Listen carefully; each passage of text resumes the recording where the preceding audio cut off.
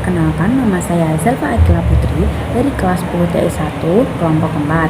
Saya akan menjelaskan materi pengembaraan pramuka penegak tentang kompas dan peta.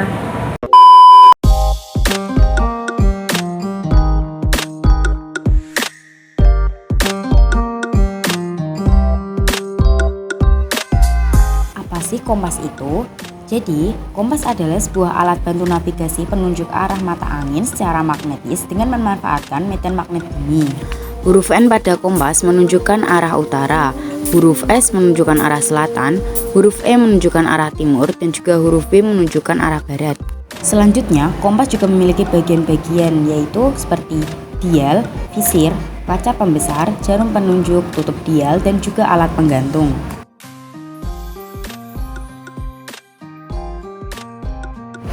Selanjutnya, cara pembacaan kompas itu ada dua, yaitu azimut dan juga back azimut. Azimut adalah besar sudut antara utara magnetis 0 derajat dengan titik atau sasaran yang kita tuju. Azimut juga sering disebut sebagai sudut kompas perhitungan searah jarum jam. Sedangkan back azimut adalah besar sudut yang diukur berlawanan arah jarum jam. Cara menghitungnya yaitu apabila sudut azimut lebih dari 180 derajat, maka sudut azimut dikurangi 180 derajat. Sedangkan sudut azimut kurang dari 180 derajat, maka sudut azimut akan ditambah dengan 180 derajat. Setelah itu, teknik pada kompas ada resection dan juga intersection. Resection adalah suatu teknik untuk menentukan suatu lokasi atau titik koordinat kedudukan di peta saat berada di lapangan dengan menggunakan bantuan dua tanda medan atau titik objek yang kelihatan di lapangan dan akan digunakan untuk sasaran bidikan kompas. Setelah itu ada intersection. Intersection adalah suatu teknik dalam menentukan posisi suatu objek dengan menggunakan dua tempat yang sudah diketahui koordinatnya di peta maupun di lapangan dan menggunakan dua tempat yang berbeda. Berikut adalah langkah-langkah teknik resection dan juga intersection, begitu juga dengan contoh sketsanya. Langkah-langkah resection: 1. Orientasikan peta dengan benar. Kemudian, lakukan orientasi medan terhadap tanda dan bentuk medan yang ada dengan tepat. Kedua, tandai kedudukan dari dua titik tanda medan atau lebih yang sudah diamati baik di lapangan maupun di peta, misalnya tanda medan A dan B. 3. Bidikan kompas ke titik A dan B, catat nilai azimutnya dan hitung nilai back azimut dari kedua titik tersebut. Keempat, tarik garis dari titik A sebesar nilai back azimut A dengan meletakkan pusat simetris protektor pada titik A yang telah ditentukan dengan menggunakan benang tengah protektor. Kelima, tarik lagi garis dari titik B sebesar nilai azimut B. Seperti yang dilakukan pada titik A, akan terjadi perpotongan antara garis back azimut A dengan garis back azimut B. Dan terakhir, titik perpotongan dari dua garis back azimut titik A dan B tersebut adalah tempat kedudukan kita berada, misalnya titik C.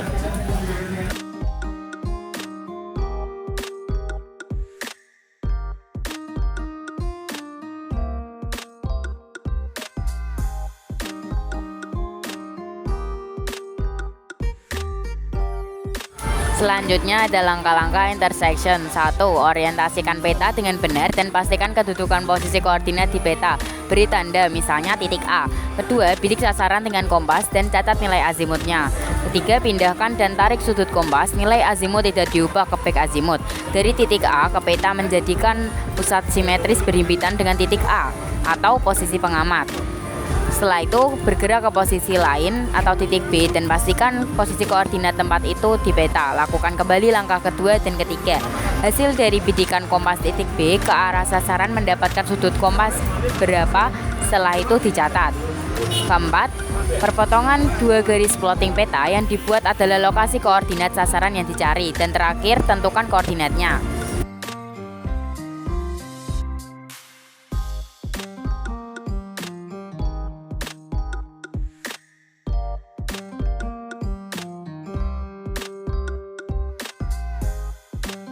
Peta pita adalah peta yang menggambarkan keadaan perjalanan yang telah dilakukan dari suatu tempat ke tempat lainnya.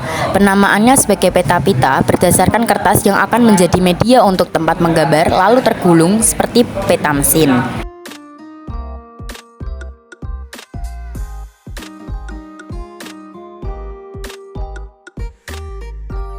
Selanjutnya ada peta lapangan.